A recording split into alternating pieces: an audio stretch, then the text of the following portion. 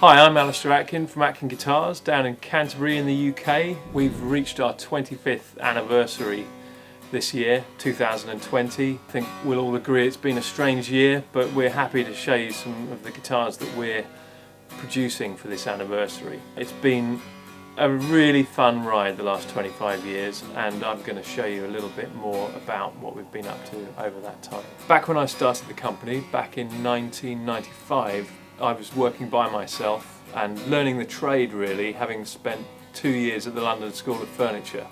I was on a mission to find out what makes a great acoustic guitar. I would say the first 5 years were just spent building. And I was working with a good friend of mine called Andy Crockett, who was renting me a space in the workshop. There was no internet back then, so we were just trying things out and trying to work out what works and what doesn't work. And gradually, at that point, players started to come and check out what we were doing.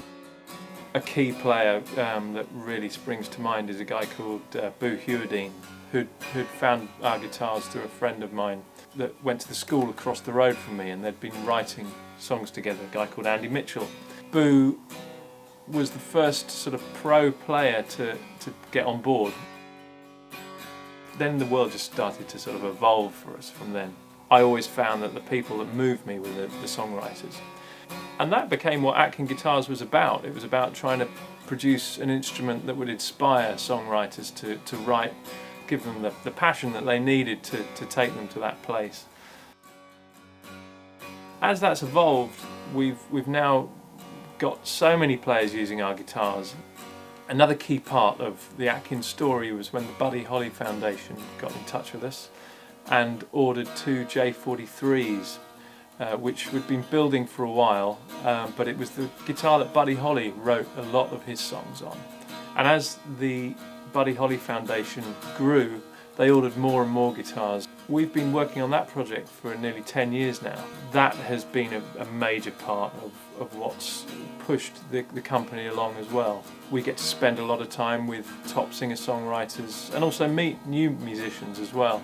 That has really inspired what's gone on to be our 25th anniversary guitar. So I worked by myself for the first 10 years, and then one day I met a guy who was interested in coming to work for me, a guy called Danny Martin, and he's been working now here for the last 15 years, and he's been integral in growing the company. So we found the demand started going up. In Europe, in the Netherlands, we had a really key dealer that helped us grow.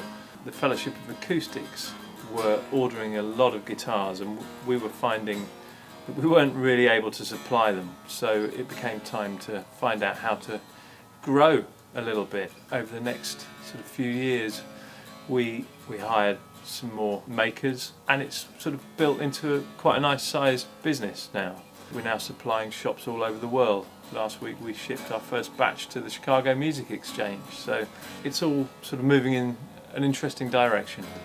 I wanted to build a special guitar for our 25th anniversary, and the guitar I wanted to focus on was our J43, which has become our most popular model.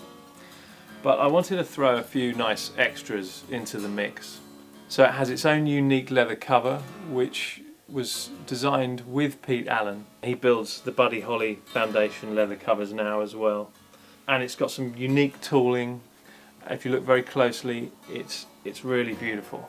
Now this leather cover can be removed at any time so that you can play the guitar in its natural glory. So while the leather cover is adorned with all these nice designs, the actual guitar is understated, and it's a workhorse that really delivers a great tone.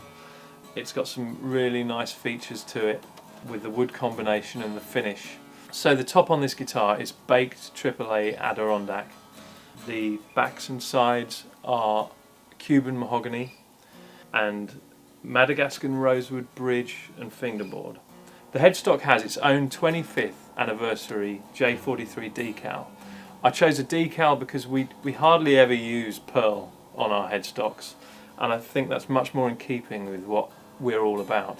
It also has its own handmade fire stripe pickguard.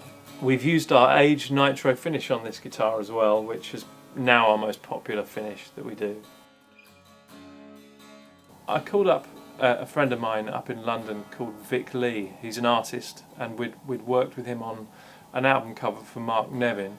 I've always found Vic's work really brilliant, and I wanted something special for this anniversary. We started having a chat about what that could mean, and we decided upon choosing 25 lyrics from songs by artists who use our guitars. This poster now incorporates all of those songs. It has a really cool feel about it. Each one of these guitars will come with limited edition screen print that Vic has made specially for this project. So there's only going to be 25 of these available worldwide, and each one will come with the Vic Lee poster, the Pete Allen cover, and a certificate that's signed and numbered by myself. It's a unique opportunity to own a true limited run guitar.